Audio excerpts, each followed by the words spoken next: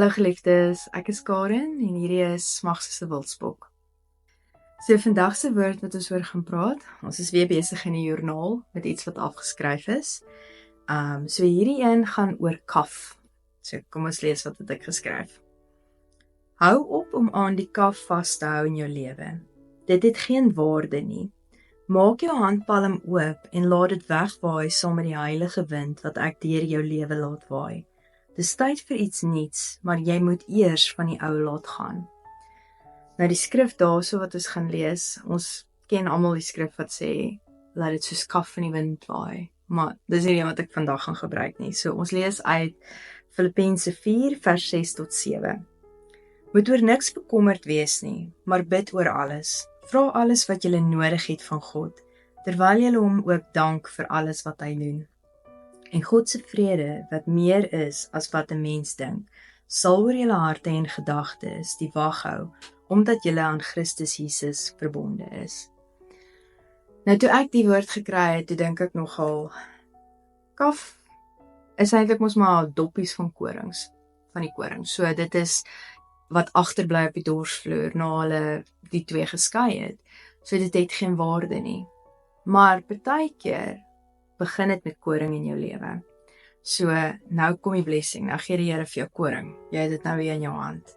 En dan maak jy so, jy hou vas, want jy wil dit nie mors nie, maar jy wil dit ook nie laat gaan nie, so jy hou dit vas.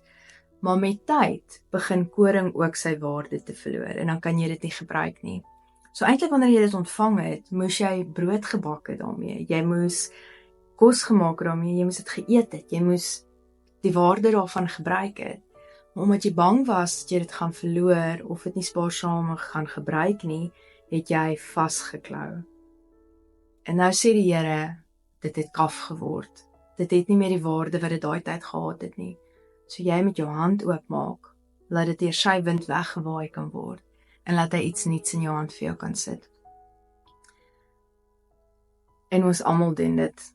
Ons hou vas aan die bietjie wat ons het, want ons is so bang dat ons nie nog gaan kry nie.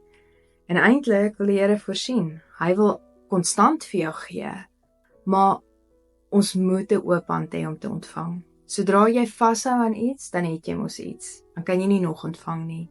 Jy moet jou hand oopmaak. Ek dink altyd oor mense wat praat van 'n persoon met 'n toehand kan nie ontvang nie. En dis iemand wat nie kan gee nie, hulle kan nie release nie, so die hand is nie oop om te ontvang nie, maar dit is so met ons blessings ook. Dit wat ons al reeds ontvang het, wil ons net vir onsself hou.